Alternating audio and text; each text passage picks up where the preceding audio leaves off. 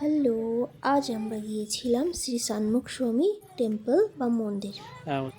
এই টেম্পলটি ব্যাঙ্গালোর থেকে 30 কিলোমিটার দূরে আরআর নগরে একটি ছোট্ট পাহাড়ের ওপরে অবস্থিত। এই মন্দিরের প্রধান আকর্ষণ এবং সৌন্দর্যটা হলো যে এখানে 6 মুখী মুরুগান অর্থাৎ 6 মুখী দেবতা বিশিষ্ট একটি গম্বুজ রয়েছে এবং তার মাথায় একটা কাচের গম্বুজের, এটাই মেন সৌন্দর্য। কাচের গম্বুজটি যাতে 2500টি স্ফটিক রয়েছে। স্ফটিক মানে ছোট ছোট কাচের টুকরো বসানো আছে, যেটি দিনের আলোতে সূর্যের আলো যখন তার উপরে পড়ে তখন তার ভেতর থেকে আলাদা আলাদা রামধনুর মতো রং বের হয়। আমরা যখন নিচের থেকে ওপরে উঠছিলাম তখন পরপর দুটো এরকম মন্দির দেখা গেল, গুহা মতো দেখতে খুব সুন্দর লাগছিল। আমরা যাওয়ার সময় ভেতরে যাইনি, আসার সময় ভেতর হয়ে ঘুরে এসেছিলাম।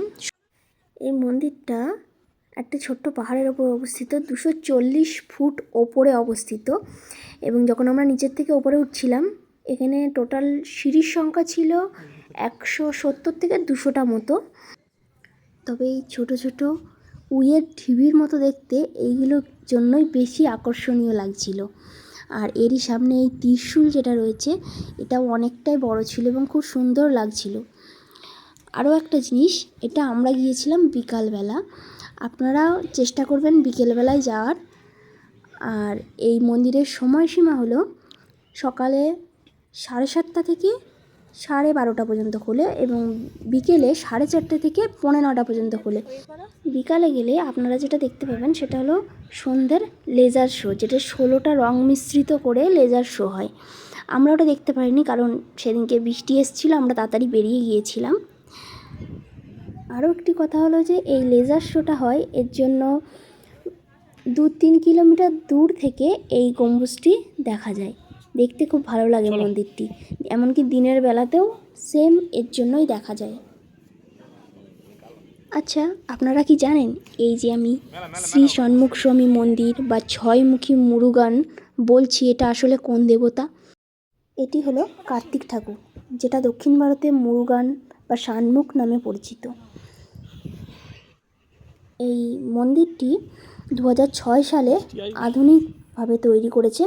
এর আকৃতিটি তারার মতো দেখতে এবং 6টি মুখের গোপুরণের জন্য যে পরিচিত, এটির উচ্চতা হলো 62 ফুট এবং ওপরে যে মাথায় কাচের স্ফটিকটি রয়েছে, গম্বুজ রয়েছে, সেটার উচ্চতা হলো 42 ফুট।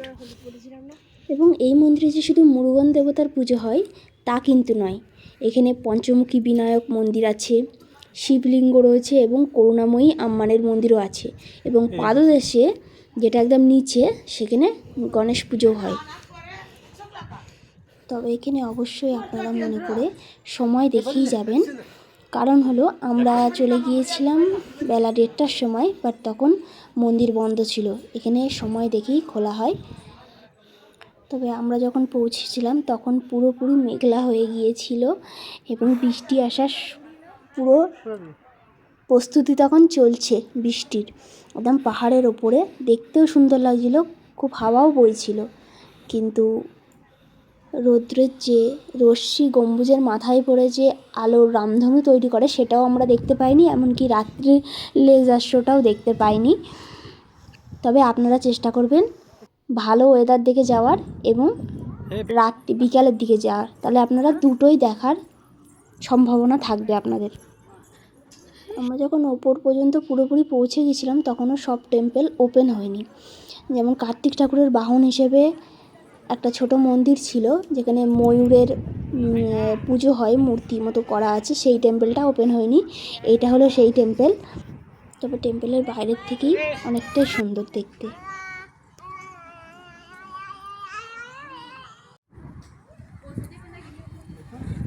চলো হাঁটো, জোরে হাঁটো। বাড়ি যাবো কি করে? রেনকোটও আনা হয়নি। তবে বৃষ্টির আগের মুহূর্তে এই যে পাহাড়ের ওপর থেকে সিটিটাকে দেখতে যে এত সুন্দর লাগছিল।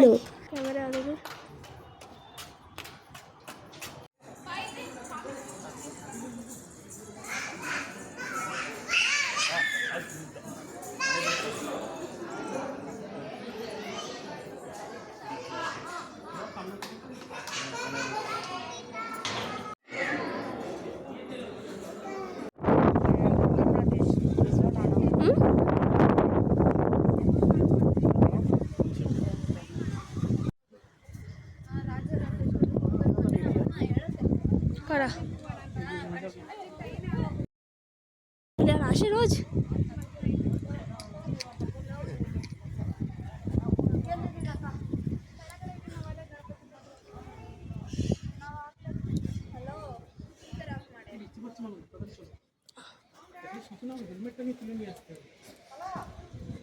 এই দেখো এখানে একটা গুহা পথ আছে।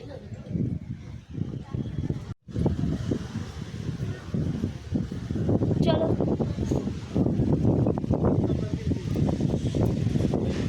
কিছু করবে না, চলো।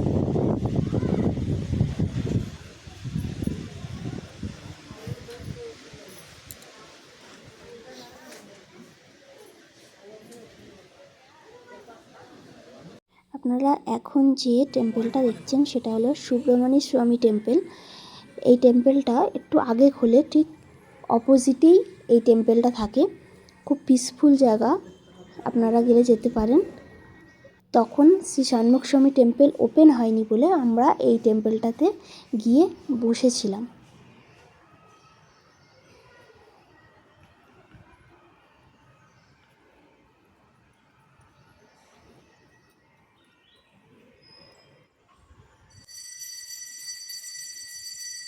বাস না